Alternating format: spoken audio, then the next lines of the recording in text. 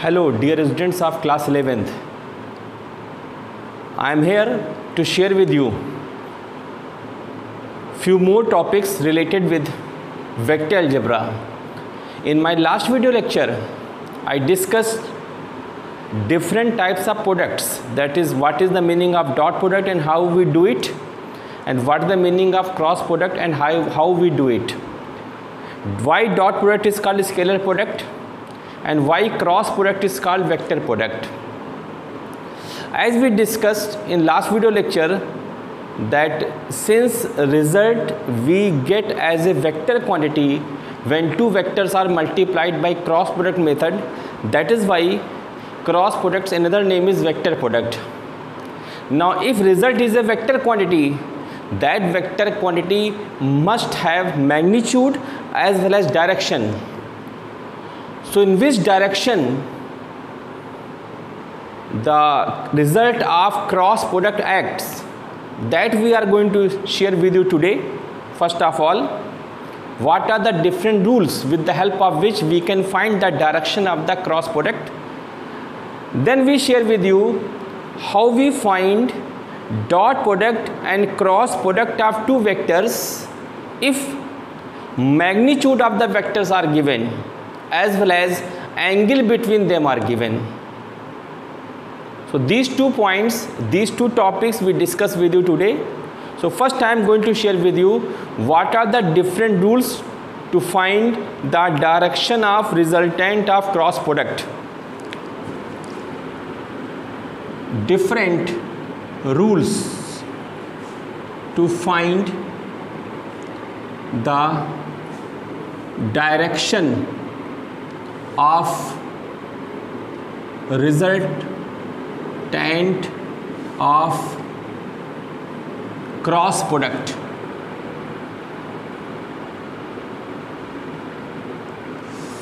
As we discuss with you, when two vectors A and B are multiplied by cross product method, we use determinant method. We write here ijk, we write here coefficient of vector A along x, y and z axis. Then we write here coefficient of vector B along x, y and z axis. Then we write I, we relieve this row and this column and cross multiply, we get AY BZ minus BY AZ. Then we write minus times vector J, we leave this row and this column, AX BZ minus BX AZ. Then we write plus K, we leave this row and this column, AX BY minus BX AY. There is one more method to write this as I, write bracket like this. Here you write AX BX AY BY and here you write AZ BZ, AY BZ minus BY AZ minus J. Again you write a bracket. Here you write AX BX or here write AZ BZ plus K.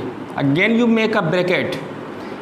Here you write AX BX and here you write AY BY. चाहे ऐसे लिखो चाहे ऐसे लिखो, दोनों का मतलब एक है. दोनों मेथड से हम क्रॉस प्रोडक्ट दो वेक्टर्स का निकालते हैं dear students. Now since result consist of I J K, चाहे इसको देखें चाहे इसको देखें, इसलिए हम ये कहते हैं कि इनका जो मल्टीप्लिकेशन है वो वेक्टर क्वांटिटी है. और अगर इनका मल्टीप्लिकेशन वेक्टर क्वांटिटी है तो उस वेक्टर क्वांटिटी का कुछ डायरेक्शन भी होगा. In which direction that vector quantity will act, that we are going to discuss today. The rules are number 1 right hand curl rule and number 2 screw rule, number 3 cross product rule. डिविजेंट्स in rules में ये दोनों rules आप कभी भी apply कर सकते हैं, किसी भी मोमेंट पे अप्लाई कर सकते हैं, लेकिन इस रूल की ये कंडीशन है, ये रूल तभी अप्लाई होगा जब जिन दो वेक्टर्स का हम क्रॉस प्रोडक्ट निकाल रहे हैं ये वेक्टर्स किसी डेफिनेट एक्सिस पर हों। अगर ये वेक्टर आर्बिट्रेरी हैं, they are not lying on the different axis, then this rule can not be applied, then we will go for this rule और दिस रूल। लेकिन अगर ये वेक्टर किसी डेफिनेट एक्सिस पर हैं तो हम इनमें से कोई भी रूल अप्लाई कर सकते हैं, ये पता करने के लिए कि इन दोनों के क्रॉस प्रोडक्ट का क्या डायरेक्शन होगा। तो first rule is what? Right hand curve rule. See here what is the meaning of right hand curve rule.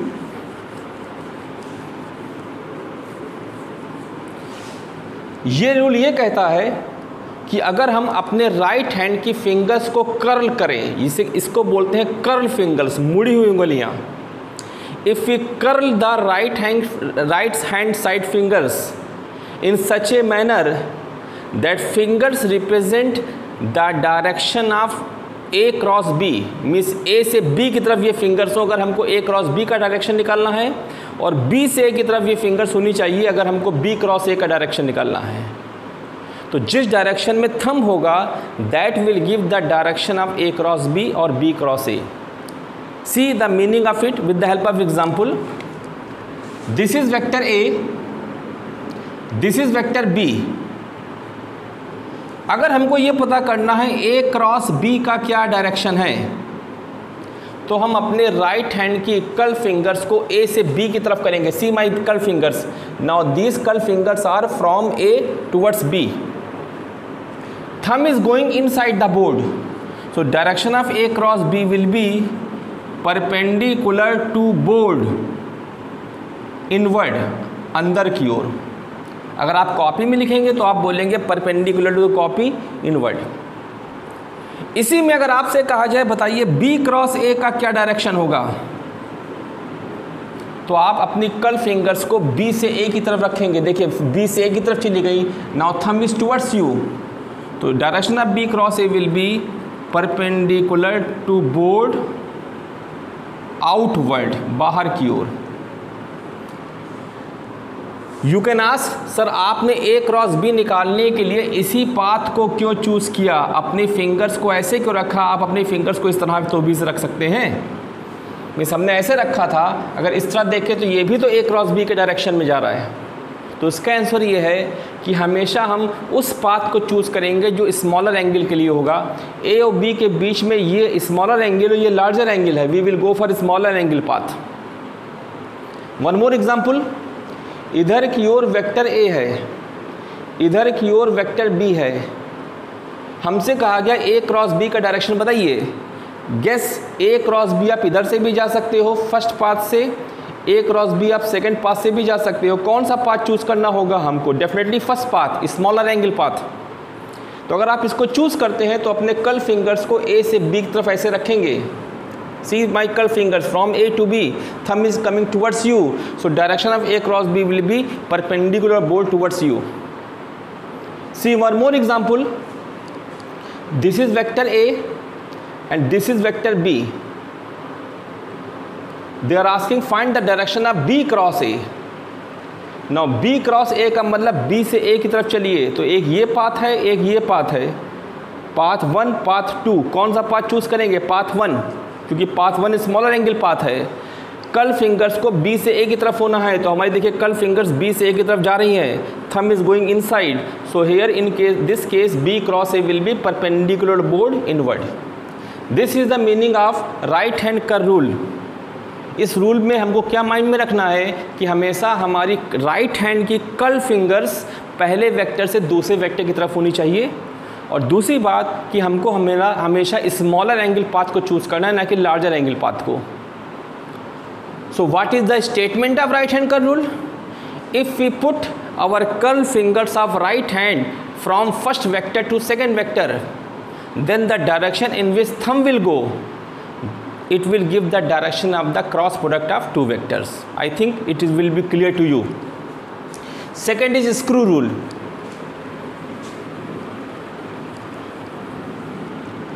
Screw rule ये कहता है कि अगर हम दो वेक्टर का क्रॉस प्रोडक्ट निकालना चाहते हैं तो हमको दोनों वेक्टर के क्रॉस प्रोडक्ट पर के इंटरसेक्शन पॉइंट पर, इस पॉइंट पर, ये इंटरसेक्शन पॉइंट कहलाता है, अपने स्क्रू की टिप को रखना है। सपोज कि स्क्रू है, ये फ्लैट पोर्शन है, ये टिप है।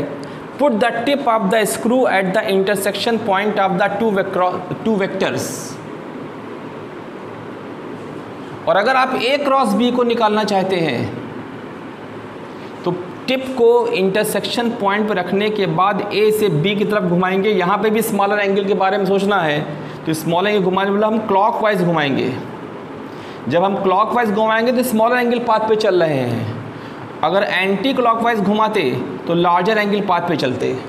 हमेशा हमको स्मॉलर एंगल सेलेक्ट करना है, तो we have to put the tip of the screw at the intersection point of the two vectors and rotate the screw in the desired direction। a cross b का मतलब हुआ a से b की तरफ। जब आप a से b तरफ स्क्रू को घुमाओगे तो your tip will move inside the direction in which tip will move, it will give the direction of the a cross b, the direction of motion of tip। अगर आपको B cross A निकालना होता तो आप tip को intersection point पर रखकर anti clockwise घुमाते तो टिप बाहर की ओर भागती। तो इस क्या होगा, परपेंडिकुलर टू प्लेन आउटवर्ड, इसका होगा परपेंडिकुलर प्लेन इनवर्ड। तो जो रिजल्ट हमको स्क्रू रूल ने दिया वही रिजल्ट हमको कर्व रूल भी देता है। दोनों में कोई डिफरेंस नहीं है, जो आपको आसान लगे आप उसको अप्लाई कर सकते हैं। स्टेटमेंट क्या है इसका, if we put the tip of the screw at the intersection point of the two vectors and rotate in desired direction. Desired direction मतलब हुआ ए से बी की तरफ या बी से ए की तरफ, वो डिपेंड करता है किसका किससे क्रॉस प्रोडक्ट निकालना है। ए क्रॉस बी निकालना है तो ए से बी की तरफ, और बी क्रॉस ए निकालना है तो बी से ए की तरफ। If we put the tip of the screw at the intersection point of the two vectors and rotate in the desired direction, then the direction in which tip moves will give the direction of the cross product of two vectors.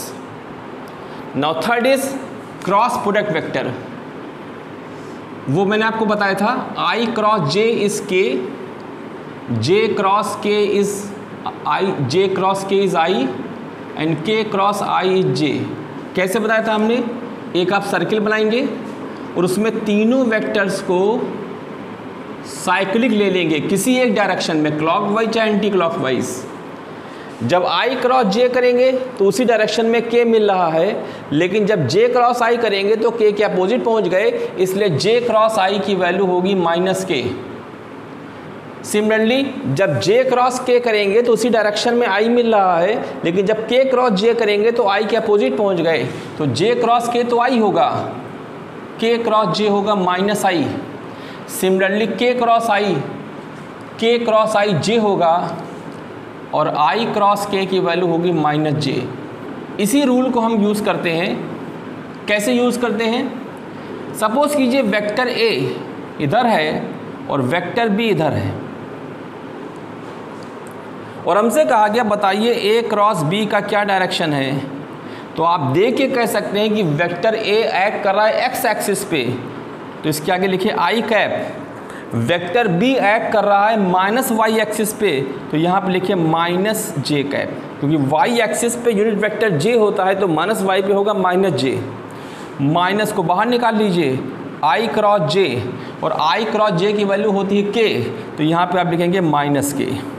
तो इस case में ए cross B का direction होगा minus Z axis पर। One more example, आपसे कहा गया इधर की ओर है वेक्टर बी, इधर की ओर है वेक्टर ए, बताइए बी क्रॉस ए का क्या डायरेक्शन होगा। तो vector B is along X axis, vector A is along Y axis. तो जब बी क्रॉस ए निकालना है तो आई क्रॉस जे निकालेंगे, आई क्रॉस जे की वैल्यू के होती है, इसका मतलब बी क्रॉस ए का डायरेक्शन होगा अलोंग पॉजिटिव जेड एक्सिस। तो इस पर्टिकुलर क्रॉस प्रोडक्ट रूल की लिमिटेशन है कि this rule is applicable only when given two vectors are acting along definite axis, लेकिन स्क्रू रूल और कर रूल किसी भी सिचुएशन में अप्लाई हो सकता है।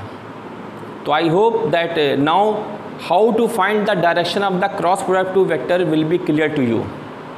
Now I am going to start the next topic which is the cross product and dot product formula in terms of angle. अगर हमको दो वेक्टर्स के मैग्नीट्यूड मालूम हो और उनके बीच का एंगल मालूम हो तो हम उन दोनों वेक्टर का क्रॉस प्रोडक्ट या डॉट प्रोडक्ट कैसे निकालते हैं। जो हम अभी पढ़ के आए हैं वो मेथड तब यूज़ होगा जब हमको दोनों वेक्टर्स दिए गए हों, वेक्टर ए और वेक्टर बी दिया गया हो, ना कि मैग्नीट्यूड ऑफ ए और मैग्नीट्यूड ऑफ बी दिया गया हो। लेकिन अब हमारी प्रॉब्लम यह है कि हमको वेक्टर ए और वेक्टर बी नहीं दिए गए हैं। हमसे कहा गया 5 न्यूटन का फोर्स और 10 न्यूटन का फोर्स के बीच में एंगल 30 डिग्री है, इनका डॉट प्रोडक्ट बताइए क्या होगा। तो यहाँ पे 5 न्यूटन के फोर्स का डायरेक्शन नहीं दिया गया है, 10 न्यूटन के फोर्स का डायरेक्शन नहीं दिया गया है, केवल इनके मैग्नीट्यूड दिए गए हैं और इनके बीच का एंगल दिया गया है। So now we are going to discuss how we find the dot product and cross product of two vectors when magnitude of the vectors are given as well as angle between two vectors are given. First we are going to discuss dot product. इस topic को कहते हैं dot product formula in terms of angle. Dot product formula in terms of angle. Suppose कीजिए हमारे पास vector A है, vector B है, इनके बीच में एंगल थीटा है। तो अगर ये वेक्टर ए है तो हमने आपको बताया था किसी वेक्टर का मैग्नीट्यूड उसकी लेंथ देता है, इसका मतलब यहाँ से यहाँ तक की लेंथ ए होगी। अगर ये वेक्टर बी है इसका मतलब यहाँ से यहाँ तक की लेंथ बी होगी। हम जानना चाहते हैं ए डॉट बी की क्या वैल्यू है। तो अगर हम वेक्टर ए के टिप से परपेंडिकुलर ड्रा करें बी पर, तो ये जो आपको पोर्शन मिल रहा है मैथमेटिक्स में, इस पोर्शन को हम कहते हैं projection of A on B. इस लाइन को कहते हैं projection of A on B. और दो वेक्टर का डॉट प्रोडक्ट बेसिकली प्रोडक्ट होता है projection of A on B और मैग्नीट्यूड ऑफ बी। जब projection of A on B को बी के मैग्नीट्यूड से मल्टीप्लाई करते हैं तो हमको दो वेक्टर का डॉट प्रोडक्ट मिलता है। यही डॉट प्रोडक्ट का फॉर्मूला है, ये आपको माइंड में रखना होगा। नाउ अगर यहाँ से यहाँ तक की लेंथ ए है, ये एंगल थीटा है, तो मैथमेटिकली ये साइड आएगी ए कॉस थीटा। इसका मतलब projection of A on B की वैल्यू है ए कॉस थीटा और वेक्टर बी का मैग्नीट्यूड है बी। ये भी नंबर है, ये भी नंबर है, तो इनके बीच में चाहे डॉट साइन लगाओ चाहे क्रॉस साइन लगाओ कोई मैटर नहीं करता। और यही फॉर्मूला है दो वेक्टर के डॉट प्रोडक्ट को निकालने का।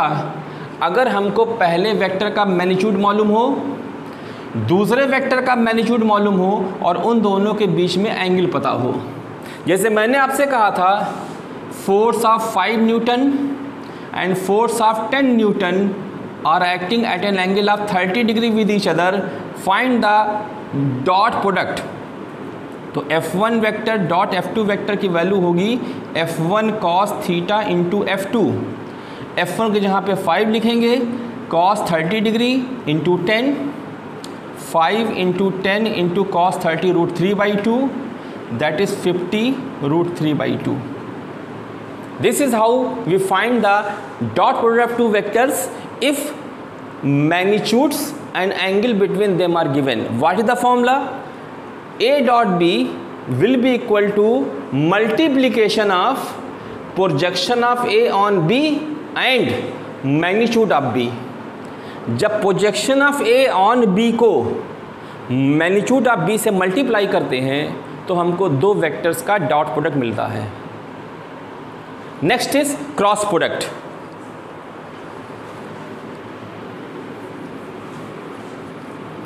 when we want to multiply two vector by cross product method and again magnitudes of the vectors are given, then what we do, see here, ये वेक्टर A है, ये vector B है और हमसे कहा गया A क्रॉस B की value निकालिए। तो A क्रॉस B का मतलब होता है mod of A cross B का मतलब होता है, मॉड का मतलब magnitude of A cross B का मतलब होता है multiplication of projection of A perpendicular to B and magnitude of B। किसको किसको मल्टीप्लाई करना है, A का प्रोजेक्शन B के परपेंडिकुलर क्या है और B का मैग्नीट्यूड क्या है, इन दोनों को जब मल्टीप्लाई करोगे तो हमको mod of A cross B मिलेगा। नाउ अगर ये वेक्टर A है तो यहाँ से यहाँ तक की साइड लेंथ A होगी, अगर ये वेक्टर B है तो यहाँ से यहाँ तक की डिस्टेंस B होगी। ये इसके परपेंडिकुलर है B के, इसका प्रोजेक्शन इसके परपेंडिकुलर, मीन्स आप यहाँ ड्रा कीजिए परपेंडिकुलर, ये लाइन, इसको कहते हैं projection of A perpendicular to B। और जब यहाँ ड्रा करते हैं इसको कहते हैं projection of A on B। This is called projection of A on B। इसकी जरूरत पड़ेगी जब डॉट प्रोडक्ट निकालेंगे और इसकी जरूरत पड़ेगी जब क्रॉस प्रोडक्ट निकालेंगे, तो ये कहलाता है projection of A perpendicular to the B। तो डियर स्टूडेंट्स, इतनी तो मैथमेटिक्स आप समझते हो कि अगर ये एंगल थीटा है, ये साइड A है तो ये साइड A साइन थीटा होगी, इसलिए ये साइड भी A साइन थीटा होगी। तो projection of A perpendicular to B आपको मिल गया A sine theta. Projection of A perpendicular to the B को आपको B के मैग्नीट्यूड से मल्टीप्लाई करना है, तो हमको दो वेक्टर के क्रॉस प्रोडक्ट का मॉड मिल जाएगा, that is AB sine theta. Now ये मॉड स्केलर क्वांटिटी है। अगर हम वेक्टर बदलना चाहते हैं, मीन्स हमको दो वेक्टर के क्रॉस प्रोडक्ट को वेक्टर फॉर्म में निकालना है, तो हमको AB साइन थीटा को एक यूनिट वेक्टर से मल्टीप्लाई करना होगा, जिस यूनिट वेक्टर को हम पढ़ते हैं n cap. Here n cap is the unit vector perpendicular to A and B। ये n कैप वो यूनिट वेक्टर है जिसका डायरेक्शन वेक्टर A और वेक्टर B दोनों के परपेंडिकुलर है।